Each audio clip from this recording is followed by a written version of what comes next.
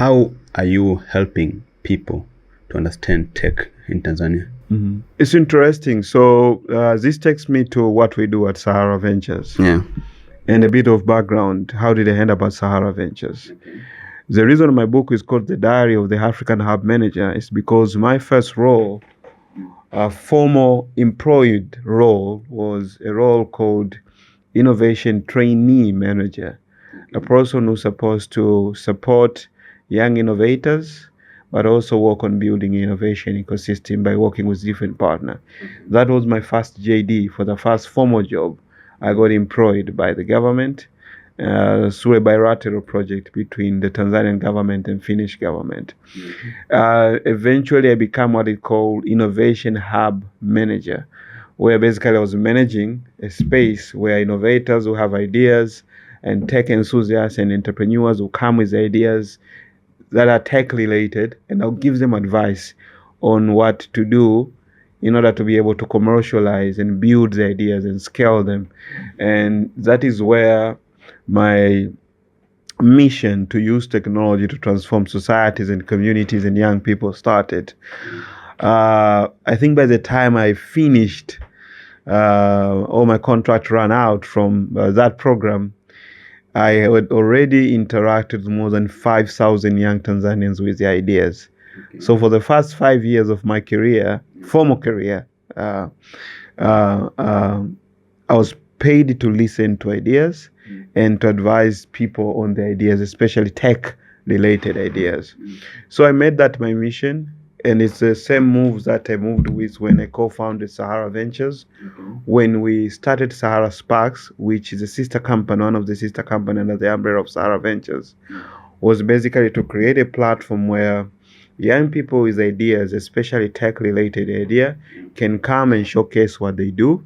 And we give them a platform where they can meet with potential investors, strategic partners, policymakers who can help them excel. And this year we're celebrating 10 years of Sahara Ventures. So this was back in 2016 when we did this for the first time. And from there I knew everyone has a call. Some have a call to teach people. Some have a call to, preach and make people understand the power of the Almighty. My call was, can you use technology, innovation, entrepreneurship to transform people's life, especially young people? You said you dealt with 5,000 people in tech. Yeah. Plus, if you come, like right now, it's more than that. That is like by the time I was finishing my contract at Costech as a public employee.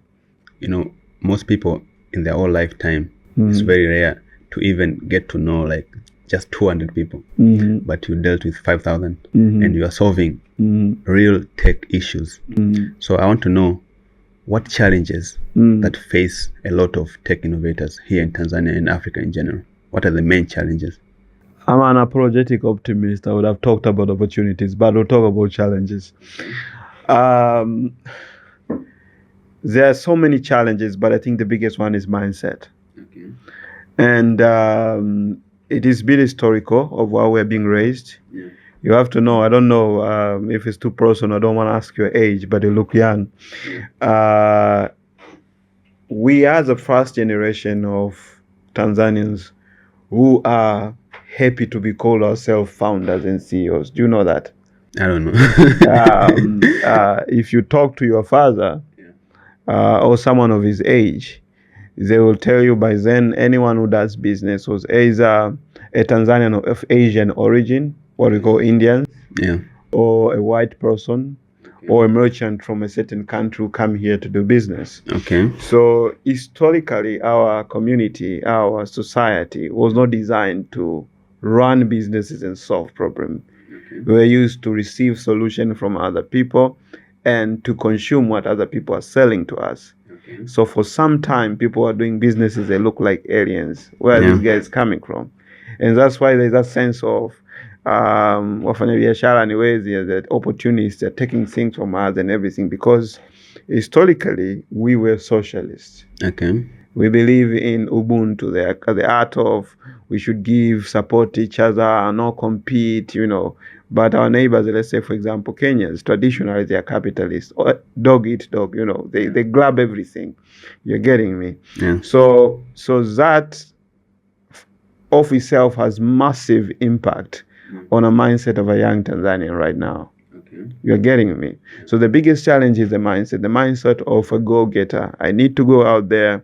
I need to take chance. I need to try. I need to fail. And if I fail, it's okay to fail.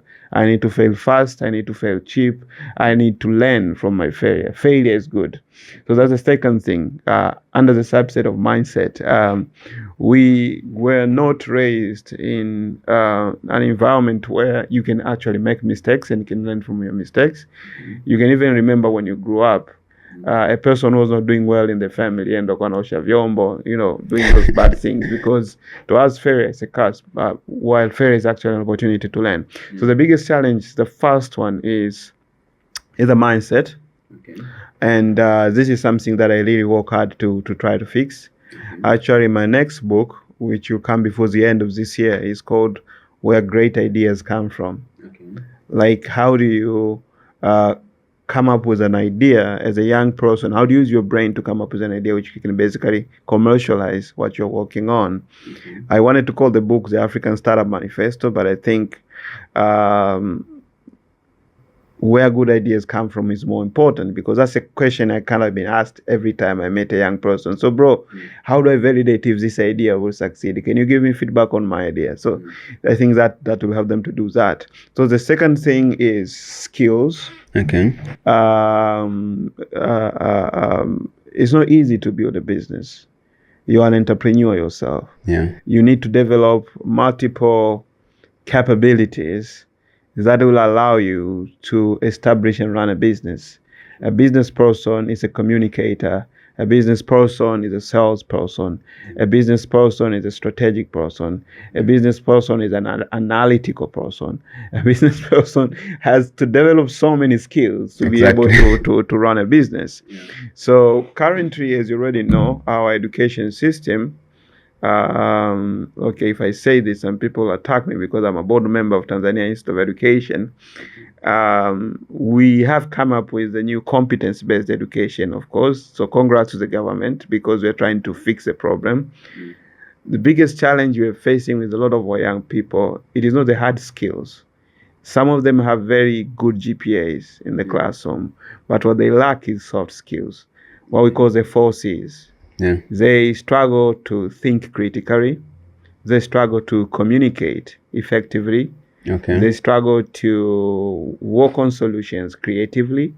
And they struggle to work in teams collaboratively.